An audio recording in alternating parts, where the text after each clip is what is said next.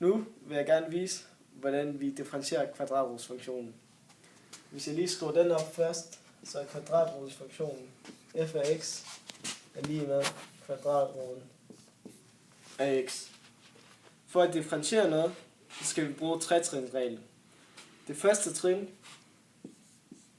det er at finde delta y.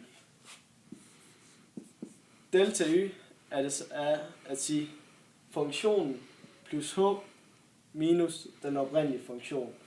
Så vi kan sige, at delta y er lige med f af x plus h minus f af x. Og det vi egentlig skal, for at vi skal bare sætte x plus h ind på x's plads, så har vi to udtryk for den, udtryk for den. Så vi får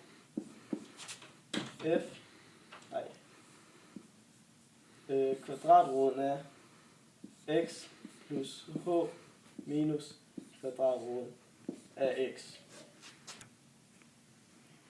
Så det andet trin i vores tretrinsregel det er at dividere med h. Altså dividere hele det her udtryk med h. Så det vil vi gøre nu. Vi vil tage delta y divideret med h er lige med kvadratroden af x plus h minus kvadratroden af x divideret med h. Nu har vi klaret andet trin og er klar til tredje trin. Ja, så skal vi i gang med tredje trin. Og andet trin, der fandt vi jo, at delta y over h, det var lige med kvadratroden af plus h minus kvadratroden af x0 over h. Så fordi vi ikke direkte lige kan fjerne h her, så vil vi lave et lille trick, hvor vi forlænger med summen af de to kvadrater her. Så dermed der får vi, at kvadratroden af x0 plus h minus kvadratroden af x0, og det forlænger vi så med summen af de to, så kvadratroden af x0 plus h plusset med kvadratroden af x0. Og det samme skal vi jo så gøre i nævneren, så dermed får vi h ganget med kvadratroden af x0 plus h plusset med kvadratroden af x0. Heroppe der ser vi, at det her det er vores tredje kvadratsætning, så den kan vi omskrive, eller ja, udregne. Gør jeg lige herovre. Så der får vi altså, at hvis vi ganger ind, så får vi, at kvadratroden af x0 plus h minus med kvadratroden af x0 i anden, og det er stadig over h gange kvadratroden af x0 plus h plus kvadratroden af x0. Det her, det kan vi også lige skrive om, da de her to ting de går ud med hinanden, så dermed der får vi, at det bare hedder x0 plus h minus h over h gange kvadratroden x0 plus h plus kvadratroden af x0.